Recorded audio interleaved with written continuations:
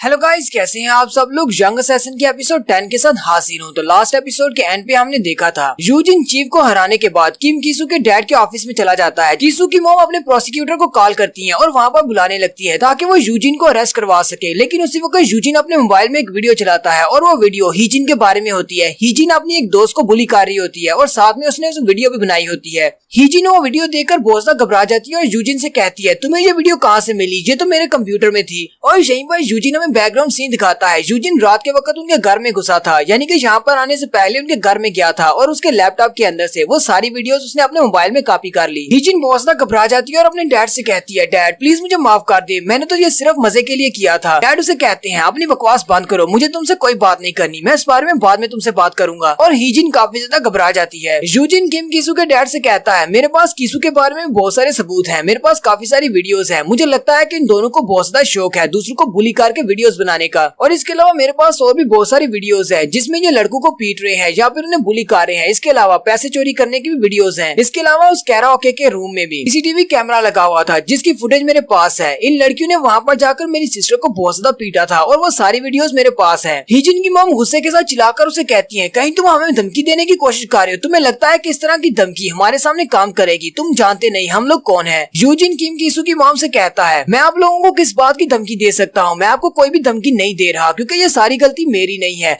और धमकी तो आप लोगों ने मुझे दी है। पहले से ये गुंडे को हायर करके लोगों ने एक प्रोफेशनल गुंडे को भेजा था मुझे मारने के लिए। तो मैंने उस सारे की भी वीडियो बना ली हुई है। उस वीडियो में उन गुंडों ने साफ कहा है कि वो आप दोनों के कहने पर मुझे मार रहे हैं। कीसू की मॉम ये सुनते ही और भी ज्यादा गुस्सा हो जाती है और वहीं पर शांत हो जाती है। कांग्रेसमैन उसे कहते हैं, तो इसका मतलब तुम ये कहना चाहते हो कि तुमने ये सब कुछ इसलिए किया है क्योंकि मेरे दोनों बच्चों ने तुम्हारी सिस्टर को बुली किया है? यूजिन कहता है, हाँ बिल्कुल ऐसी ही बात है, जैसे कि तुम दोनों हमेशा अपने बच्चों की साइड लेते हो चाहे उन्होंने गलत ही क्यों ना किया हो। इसी तरह मैं भी अपनी बहन की साइड लूंगा, मुझे अपनी बहन को प्रोटेक्ट करना है। मिस्टर कांग्रेसमैन उसे कहते हैं, मैं तुम्हारी बात को समझ सकता हूँ, ठीक है मैं तुम्हारी बहन के सारे बिल्स दे दूंगा, उसके हॉस्पिटल बिल्स और साथ में कुछ एक्स्ट्रा पैसे भी दूंगा। हम इस बात को यहीं पर खत्म करते हैं। यूजिन कहता है, मुझे तुम लोगों के पैसे नहीं चाहिए। कांग्रेसमैन उसे कहते हैं, अगर तुम्हें पैसे नहीं चाहिए तो फिर तुम्हें क्या चाहिए? कहीं तुम ये तो नहीं कहने वाले कि तुम मेरे बच्चों से ये चाहते हो कि मेरे बच्चे तुम्हारी बहन से माफी मांगे? यूजिन ये बात सुनते ही गुस्सा हो जाती है और कहती है, इससे अच्छा तो मैं अपनी जुबान काट लूं। यूजिन उनसे कहता है, नहीं मुझे इनकी माफी भी नहीं चाहिए। तुम्हारे पैसे देने से या फिर इनके माफी मांगने से ये मसला हल नहीं होगा और ना ही इन्होंने जो मेरी बहन के साथ किया है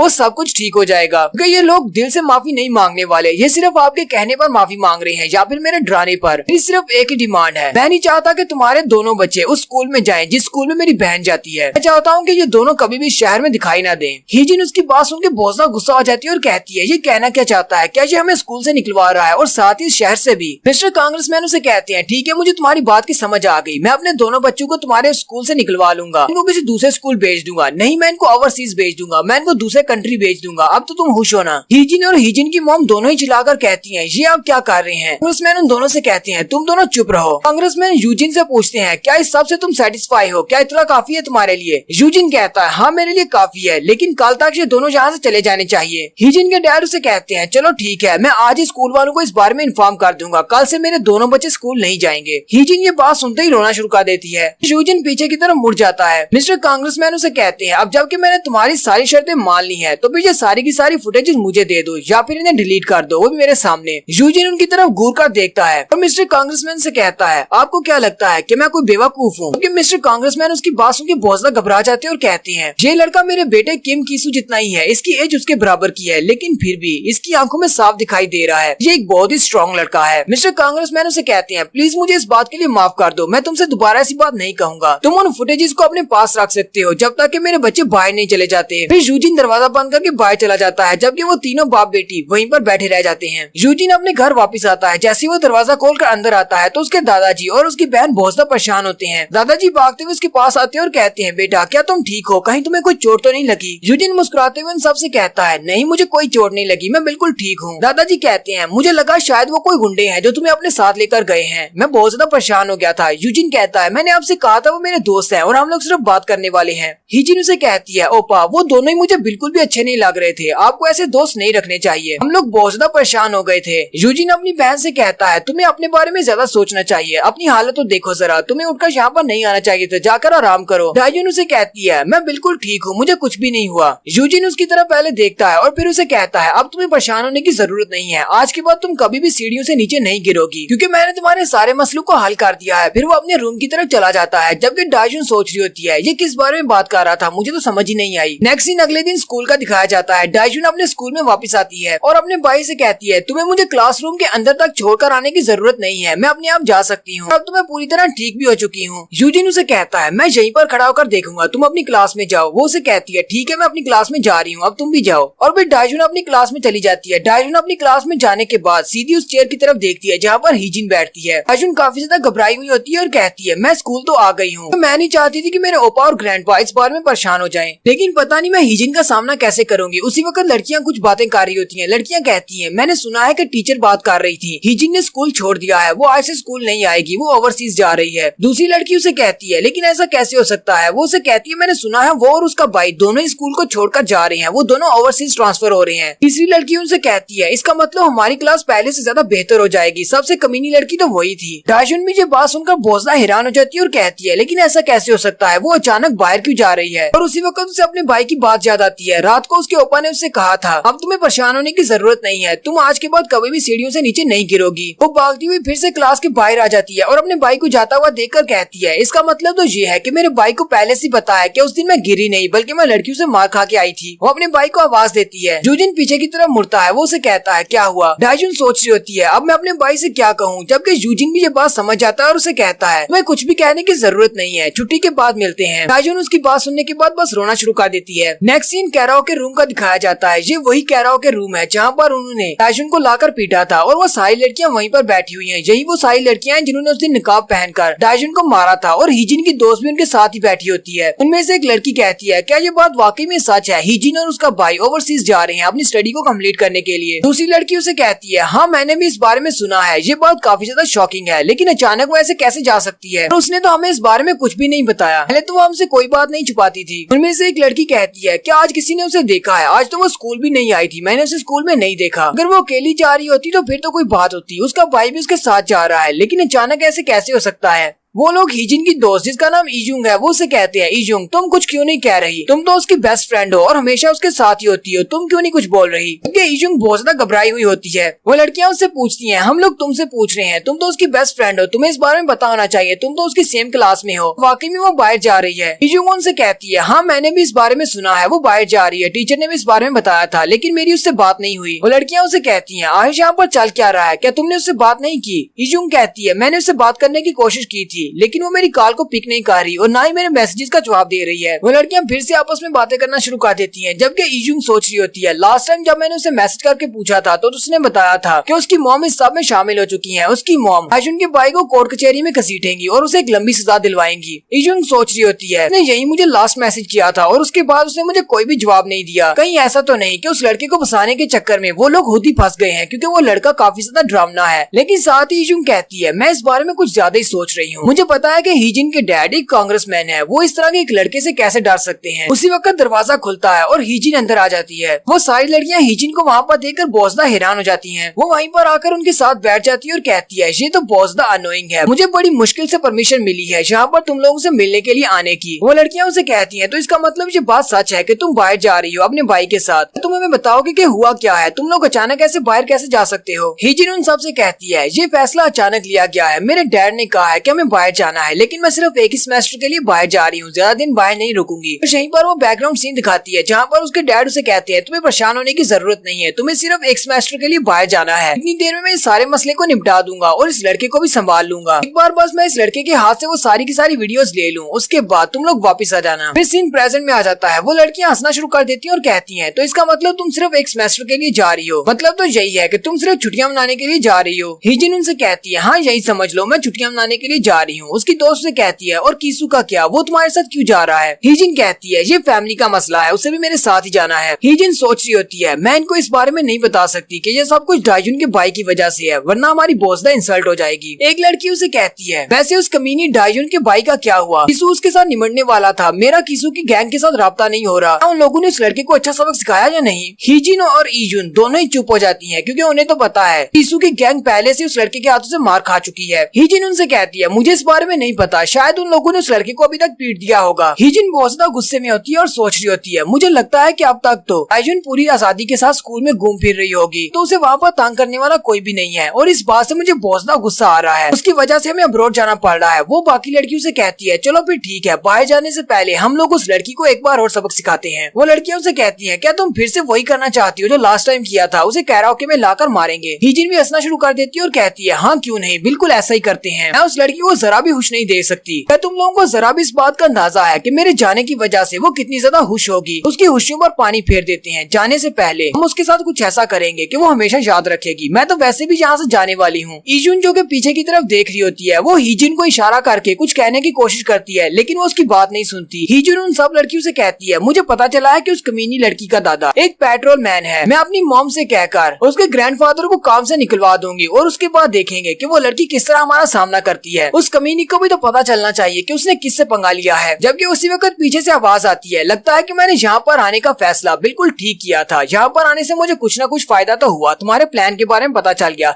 हिजिन पीछे की तरफ मुड़ती है। जैसे वो पीछे देखती है तो पीछे यूजिन खड़ा होता है। हिजिन उसे देखकर बहुत ज्यादा घबरा जाती है और वो उठकर खड़ी हो जाती है और चिल्लाना शुरू कर देती है। और यहीं पर हमारी एपिसोड 10 का एंड होता है। एक्सप्लेनेशन अच्छी लगी हो तो कमेंट करके जरूर बताइएगा। चैनल को सब्सक्राइब कर दे, वीडियो को लाइक और शेयर कर दे। शुक्रिया।